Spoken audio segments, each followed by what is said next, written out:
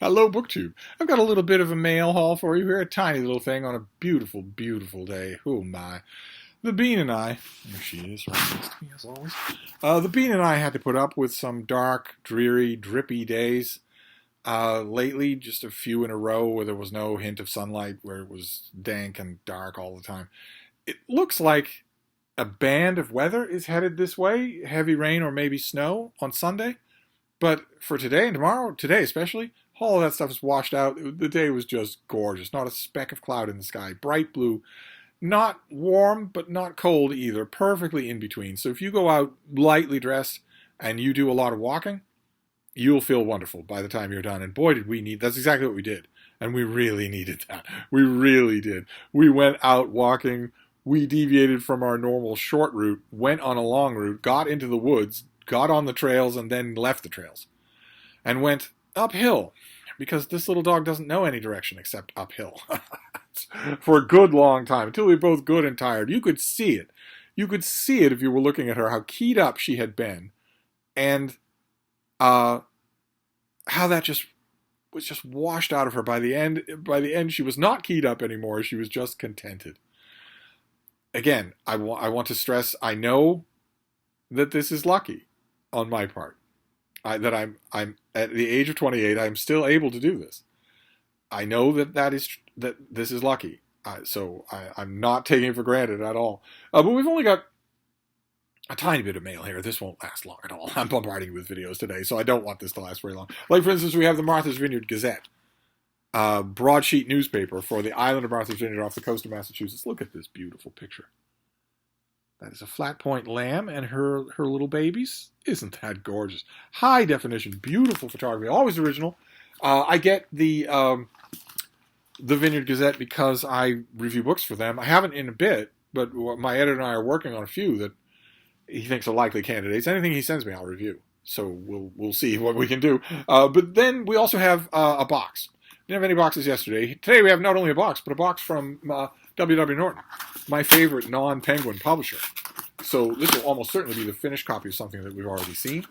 It's always a joy to get something from them. So let's see what this is. Oh, okay. No, this is a finished copy of something that we haven't seen. Great. Fantastic. How wonderful. When do you come out? Late April. Okay, this is by Michael Korda. A lot of you will know that name, popular historian. And this is his new book, Muse of Fire, World War I as seen through the lives of the soldier poets. So very familiar territory, but I don't care. You don't need to reinvent the wheel for me. What have we got here? So it's got a starred review from Booklist. It got a starred review from Kirkus. That's not easy to do. Those stars are not coerced. The reviewer has to agree to have them. So you getting 2 out of the big 3, Library Journal, Kirkus, and Publishers Weekly. Publishers Weekly loved it, but they didn't give it a starred review. But if you get 2 out of 3, that's a huge accomplishment. More so than getting some bloviating review in the Times that's barely going to mention your book. I don't think that fact is not well enough known in the reading public world, that those trade journal reviews count for a lot. Especially if the reviewer goes out of their way to give it a star. That's entirely their own discretion. But look what we got here. In this book, the author turns his gaze towards the Great War and its most intimate chroniclers.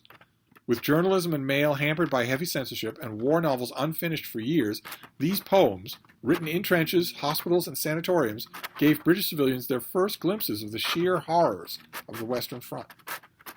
This book begins with Rupert Brooke, of course, the golden-haired celebrity poet whose thirst for war persisted to his early death, and ends with the tragic death of Wilfred Owen, killed only days before the armistice brought an end to the war that took 25 million lives.